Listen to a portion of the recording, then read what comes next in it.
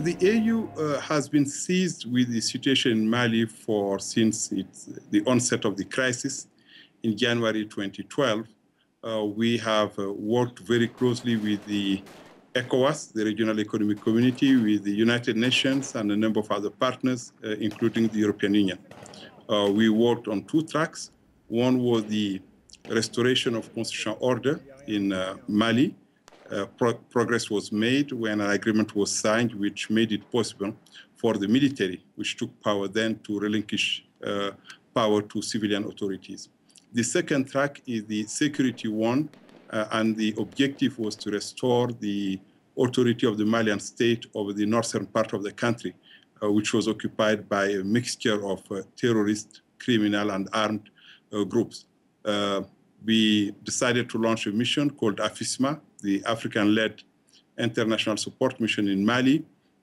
Unfortunately, while we were planning, the armed groups launched an attack in early January, and thanks to the French intervention, it was possible to repel that attack and to initiate the process of regaining control of the north. And that process has been ongoing for the past few months, involving Malian forces, AFISMA, and French forces, and we believe we have made commendable progress in this respect. Progress has also been made in the political track, as the Malian government has now adopted a roadmap for the transition, outlining the steps to be taken to make it possible to hold elections next July. The hope is, of course, that the elections will make it possible to have a democratically elected government in place, which will then initiate the reforms that Mali needs to address the root causes of the crisis facing the country.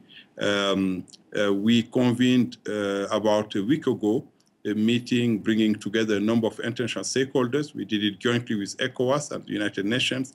And the main outcome of the meeting was, of course, to mobilize further support to the Malians, both in restoring security in the north, but also in creating conditions for successful elections next July.